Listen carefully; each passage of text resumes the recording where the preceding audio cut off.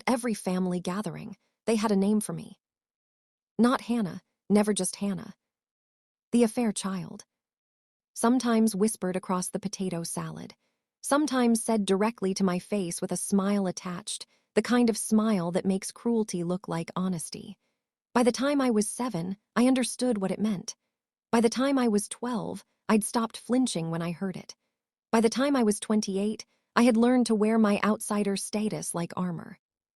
And then a cotton swab, and 6 weeks of waiting, destroyed everything my family thought they knew.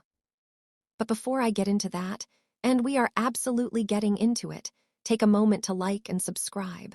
Only if this story lands somewhere real for you. And drop your city in the comments right now. I genuinely want to know where in the world you're watching this from. Let me take you back. All the way back to a kitchen in Columbus, Ohio, where a little girl with her father's nose sat at a table full of people who refused to see it. My parents, Richard and Gloria Pierce, married young, 22 and 19. High school sweethearts who built a life on the corner of stubbornness and routine. Dad worked construction. Mom did alterations from home, fingers always trailing thread. They had 2 children before me. My brother Kevin, who had Dad's jaw and his temper and his unquestioned place in the family. My sister Tanya, who had Mom's eyes and her laugh and the particular confidence of someone who has never once been made to feel like an accident. And then there was me. I came along 4 years after Tanya. A surprise, my mother always said. A surprise. The way she said that word had italics in it that nobody else seemed to hear but me. I don't know exactly when my father decided I wasn't his. I don't know what conversation happened behind what closed door or what suspicion planted itself in his mind and grew roots too deep to pull out. What I know is that by the time I was old enough to understand adult tension, it was already ancient, already architecture.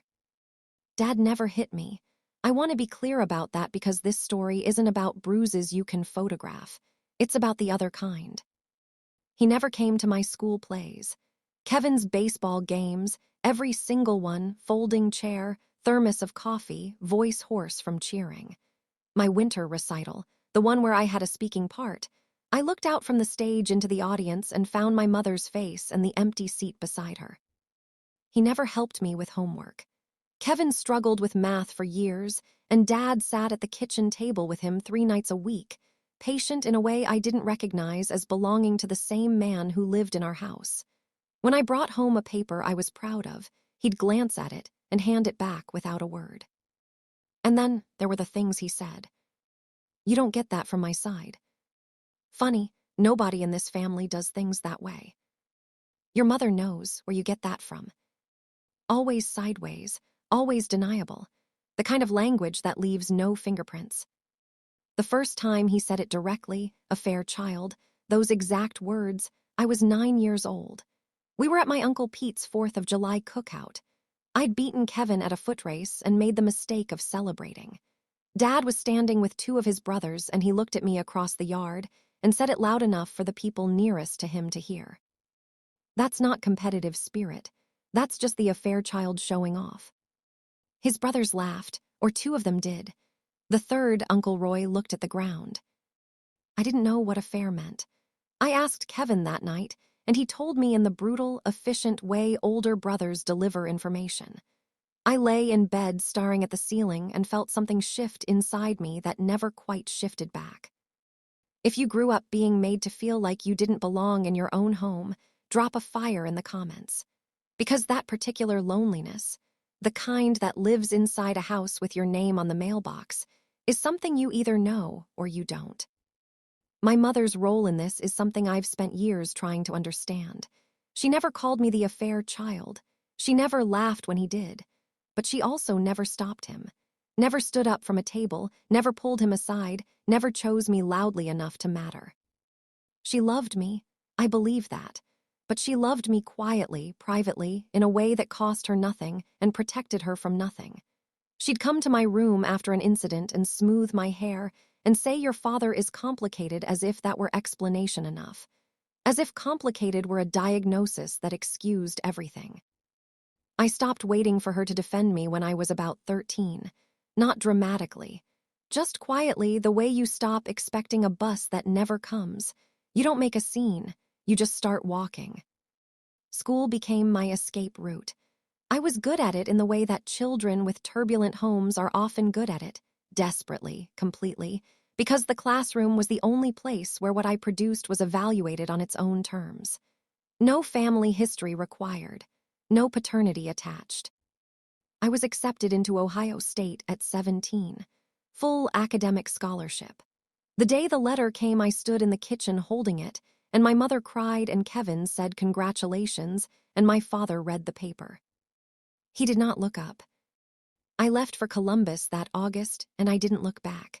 Not because I wasn't heartbroken, because I'd learned that looking back while moving forward just means you walk into walls.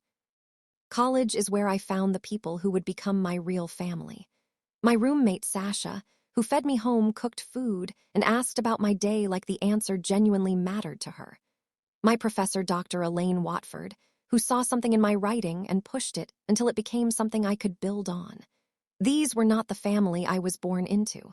They were the family that recognized me. I graduated with a communications degree and a plan, moved to Chicago, worked my way up through 3 companies in 5 years until I landed at a brand consultancy that let me actually use my brain. I built something there, a reputation, a track record, eventually my own client portfolio. I called home every few weeks. The conversations were the same. Kevin's promotion, Tanya's kids, the construction company Dad was semi-retired from. My life existed in those calls as a polite footnote. Still in Chicago, still at the same company, you seeing anyone. They never asked what I was building, so I stopped offering.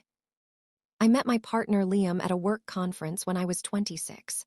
Calm, funny, the kind of person who listens to the whole sentence before forming a response. We moved in together after 8 months. He knew the outline of my family history within the first month.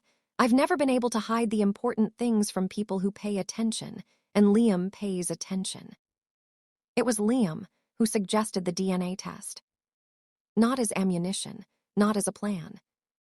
We were watching one of those genealogy documentaries, and he turned to me and said, "Have you ever thought about it?" Just like that.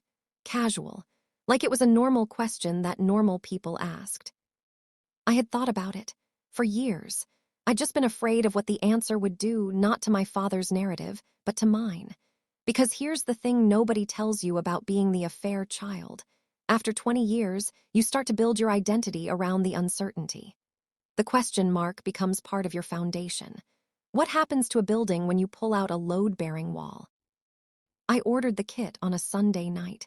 Liam sat next to me while I filled out the registration. Neither of us said much. 6 weeks later, the results came in while I was in a client meeting. I finished the presentation. I closed my laptop. I walked to the bathroom, locked the door, and opened the app. Now, before I tell you what it said, I need to ask you something. What do you think the results showed? Option A, Richard Pierce is my biological father. The lie was always his. Option B, he's not my father. My mother did have an affair, and I've been living the truth all along. Option C, something else entirely. Something nobody in my family saw coming. Drop your answer in the comments. Because the truth was option C, and I'm still not sure any of us have fully recovered from it. Richard Pierce is my biological father. 100%. No statistical ambiguity. No margin of error worth arguing with.